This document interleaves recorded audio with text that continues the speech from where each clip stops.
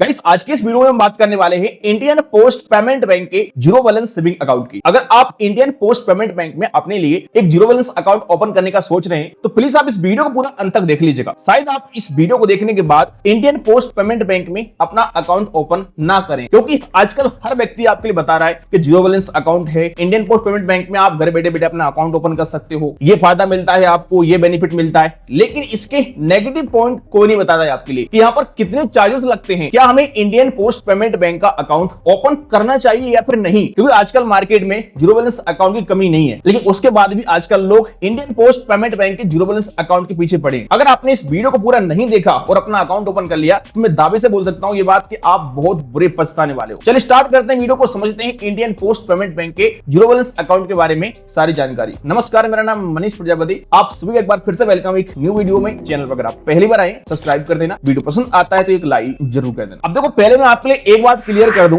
Indian post payment bank अलग है और इंडियन पोस्ट सेविंग अकाउंट अलग है। तो यहाँ पर एक चीज आपको समझना पड़ेगा। देखो, इंडियन पोस्ट पेमेंट बैंक जो यहाँ पर लगा हुआ है ये एक्चुअली आरबीआई के अंडर में काम करता है, और जो इंडियन पोस्ट सेविंग अकाउंट होता है वो गवर्नमेंट ऑफ इंडिया के अंडर में काम करता है, और ये दोनों बिल्कुल अलग अलग है। इसके अलावा एक बात और समझ लीजिए आप, इंडियन पोस्ट पेमेंट बैंक में 4 प्रकार के जीरो बैलेंस अकाउंट है। आपको लगता है कि एक ही अकाउंट है, ऐसा नहीं है। यहाँ पर 4 प्रकार के अकाउंट आपको मिलते हैं, एक प्रीमियम सेविंग अकाउंट, एक रेगुलर सेविंग अकाउंट, एक बेसिक सेविंग अकाउंट और एक डिजी स्मार्ट सेविंग अकाउंट। ये 4 अकाउंट हैं, चारों अकाउंट जीरो बैलेंस है, लेकिन हर अकाउंट की अपनी अपनी अलग अलग कंडीशन है, अपने अपने बेनिफिट है, अपने अपने चार्जेस हैं। लेकिन इन चारों अकाउंट में से एक इनका डिजिटल अकाउंट है। डिजी स्मार्ट अकाउंट को हम ऑनलाइन तरीके से ओपन कर सकते हैं इंडियन पोस्ट पेमेंट बैंक के एप्लीकेशन द्वारा। बाकी तीनों अकाउंट इनके इंडियन पोस्ट पेमेंट बैंक के आउटलेट से ओपन होते हैं, इस बात का आपको ध्यान रखना है। तो आज की इस वीडियो में हम बात करने वाले हैं इंडियन पोस्ट पेमेंट बैंक के डिजिटल सेविंग अकाउंट की, जिसका नाम है डिजी स्मार्ट सेविंग अकाउंट। अगर आप लोग कमेंट करते हो तो मैं एक एक अकाउंट पर अलग अलग वीडियो बना दूंगा। तो पहले हम बात करते हैं डिजी स्मार्ट सेविंग अकाउंट में कुछ मोस्ट इंपोर्टेंट पॉइंट की, जो आपके लिए पता होना ही चाहिए। अगर आपने इन सारे पॉइंट को जाने बगैर अपना अकाउंट ओपन कर लिया तो शायद आप बहुत बुरे पछताओगे। जिसमें सबसे बड़ा पॉइंट यह है कि ये अकाउंट आपका एक प्रॉपर बड़ा अकाउंट नहीं है, ये एक पेमेंट अकाउंट है। तो आप इस अकाउंट में मैक्सिमम 1 लाख रुपए तक का ही अमाउंट रख सकते हैं, इस बात का आपको ध्यान रखना है। देखो, नॉर्मली बैंक होती है हमारे इंडिया में, प्राइवेट बैंक, सरकारी बैंक जैसे एसबीआई, एचडीएफसी, कैनरा बैंक, कोई सी बैंक उठा के देख लीजिएगा,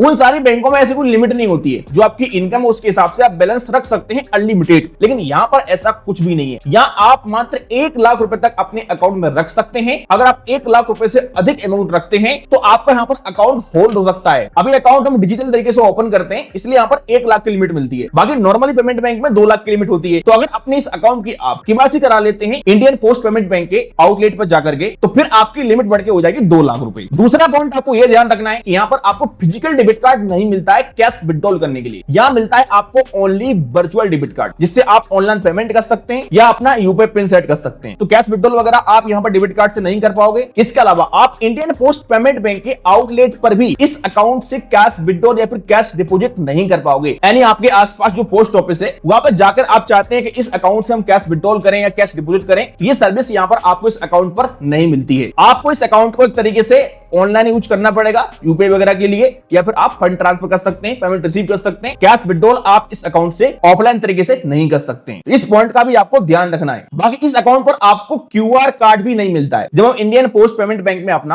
अकाउंट ओपन कराते हैं तो वहां पर हमें एक क्यूआर कार्ड मिलता है। क्यूआर कोड नहीं, क्यूआर कार्ड होता है जिस पर अकाउंट नंबर वगैरह रहता है हमारा, एक तरीके से पासबुक समझ सकते हैं आप। तो इस अकाउंट पर वो नहीं मिलती है आपको। तो इन सारे पॉइंट से आपने एक बात समझ ली होगी कि ये अकाउंट आपका प्राइमरी अकाउंट नहीं हो सकता है। यानी कोई व्यक्ति सोच रहा है कि मेरा कोई अकाउंट नहीं है अभी तक और इंडियन पोस्ट पेमेंट बैंक में अकाउंट ओपन कर लूं, उसमें मेरा बैलेंस आएगा, उसमें बैलेंस रखूंगा, यूज करूंगा, तो ये गलती आप बिल्कुल मत करना। ये आपका एक सेकेंडरी अकाउंट हो सकता है। पहले से किसी बैंक में आपका अकाउंट ओपन है, प्राइवेट बैंक में, सरकारी बैंक में, और आप चाहते हैं कि एक और अकाउंट ओपन कर लूं यूपीआई वगैरह के लिए, नॉर्मली खर्चे करने के लिए, तो आप इसको ओपन कर सकते हो। बाकी अगर आप एक अच्छा जीरो बैलेंस अकाउंट ओपन करना चाहते हो घर बैठे बैठे, तो आजकल मार्केट में बहुत सारी बैंक, आप उनमें अपना अकाउंट ओपन कर सकते हो। बेस्ट जीरो बैलेंस अकाउंट की बात करूं तो Kotak Mahindra bank zero balance account देता है आपके लिए, IndusInd bank zero balance account देता है, AU small finance bank zero balance account देता है। तो ये सारे अकाउंट ओपन करने के आपको लिंक मिलेंगे इस वीडियो के डिस्क्रिप्शन में, और इन सब पर मैंने अलग से डिटेल्स वीडियो बनाया हुआ है, तो आप वीडियो देख सकते हैं। अगर मैं बात करूं इंटरेस्ट की, तो देखो यहाँ पर आप मैक्सिमम 1 लाख रुपए तक रख सकते हैं। तो इंडियन पोस्ट पेमेंट बैंक में 1 लाख रुपए तक बैलेंस रखने पर आपको मिलता है 2% पर एनम के हिसाब से इंटरेस्ट। बहुत ही कम है भाई इससे अधिक तो आपको स्टेट बैंक ऑफर कर देता है। तो ये जीरो बैलेंस अकाउंट है, कोई आपको बैलेंस मेंटेन नहीं करना है, ऑनलाइन तरीके से आप इसे ओपन कर सकते हैं घर बैठे बैठे। लेकिन अकाउंट ओपन करने के 1 साल के अंदर आपको किसी भी अपने इंडियन पोस्ट पेमेंट बैंक की आउटलेट पर जाकर के इसका फुल केवाईसी कराना पड़ेगा। अगर आप फुल केवाईसी नहीं कराते तो आपका अकाउंट 1 साल के बाद ऑटोमेटिकली बंद हो जाएगा। इस बात का ध्यान रखना। तो ऑनलाइन ओपन तो कर सकते हो लेकिन केवाईसी कराने के लिए जाना पड़ेगा। इस अकाउंट को आप यूपीआई से लिंक कर सकते हैं, पेमेंट कर सकते हैं, ऑनलाइन फंड ट्रांसफर कर सकते हैं और इस अकाउंट में आपको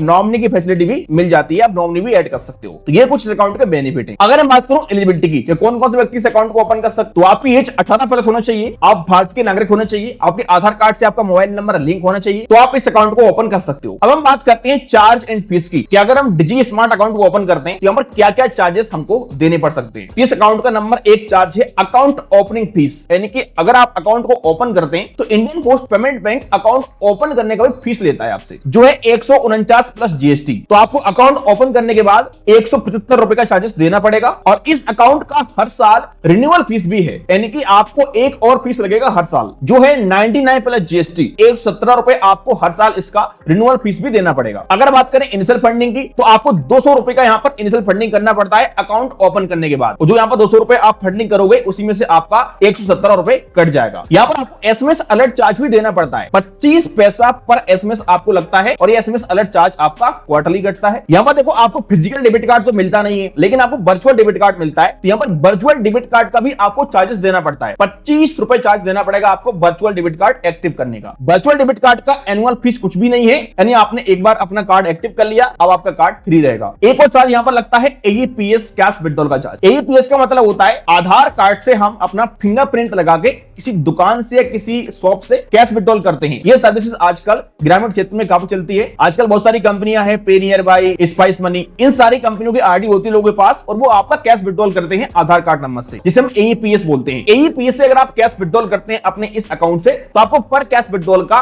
20 रुपए चार्जेस पे करना पड़ेगा। अब ये सारे चार्ज एंड फीस से आप परेशान हो चुके हैं, आपको लगता है कि अब इस अकाउंट को बंद कर देना चाहिए, तो यहाँ पर अकाउंट बंद करने का भी आपको चार्जेस देना पड़ता है। 150 रुपए का चार्जेस आपको अकाउंट बंद करने का भी देना पड़ता है यहाँ पर। बाकी देखो जीरो बैलेंस अकाउंट है तो यहाँ पर नॉन मेंटेनेंस चार्ज कुछ भी नहीं है, तो इस प्रकार को चार्जेस यहाँ पर आपको इस अकाउंट पर देने पड़ते हैं। अब हम बात करते हैं अकाउंट ओपनिंग प्रोसेस की। इस वीडियो को देखने के बाद भी किसी को लगता है कि इस अकाउंट को ओपन करना चाहिए, तो इस अकाउंट को आप इंडियन पोस्ट पेमेंट बैंक की ऑफिशियल ऐप से ओपन कर सकते हैं और कुछ सिंपल से स्टेप में यहाँ पर आपका अकाउंट ओपन हो जाता है घर बैठे बैठे। और यहाँ पर कोई वीडियो केवाईसी वगैरह आपका नहीं होता है, क्योंकि आपको 1 साल के अंदर इंडियन पोस्ट पेमेंट बैंक के आउटलेट पे जाकर के अपना फिंगरप्रिंट से केवाईसी कराना पड़ता है। लेकिन अगर फाइनली बॉन्ड की बात करें कि हमें क्या इस अकाउंट को ओपन करना चाहिए, तो देखो इस अकाउंट पर मुझे बेनिफिट एंड फीचर से अधिक तो चार्जेस लग रहे हैं। यहाँ पर हर चीज का चार्ज लग रहा है, account closure charge, physical debit card मिल नहीं रहा है, वर्चुअल डेबिट कार्ड मिल रहा है उसका भी चार्जेस, कैश विड्रॉल आउटलेट से कर नहीं सकते हैं, अगर एईपीएस से करते हैं तो उसका चार्जेस, अकाउंट ओपनिंग का चार्ज, अकाउंट रिन्यूअल चार्ज। तो भाई मेरे हिसाब से तो यहाँ पर बिल्कुल भी बेस्ट अकाउंट नहीं बोल सकते हम इसको। जीरो बैलेंस अकाउंट जरूर है आपका, लेकिन भाई चार्जेस आपको यहाँ पर भरपूर देने पड़ेंगे। तो भाई मेरा रिकमेंडेशन तो बिल्कुल भी नहीं रहेगा आपको। अगर जीरो बैलेंस अकाउंट आपको ओपन करना ही है तो आजकल मार्केट में बहुत सारी बैंक हैं, आप उनमें कर सकते हैं जहां आपको चार्जेस भी नहीं देना पड़ता है और अच्छे खासा बेनिफिट मिलता है। अगर इसमें बात करूं कोटक महिंद्रा बैंक, जो कि अपने बेस्ट जीरो बैलेंस अकाउंट के लिए फेमस है, तो वहां पर आपको वर्चुअल डेबिट कार्ड फ्री मिलता है, जीरो अकाउंट ओपनिंग फीस है,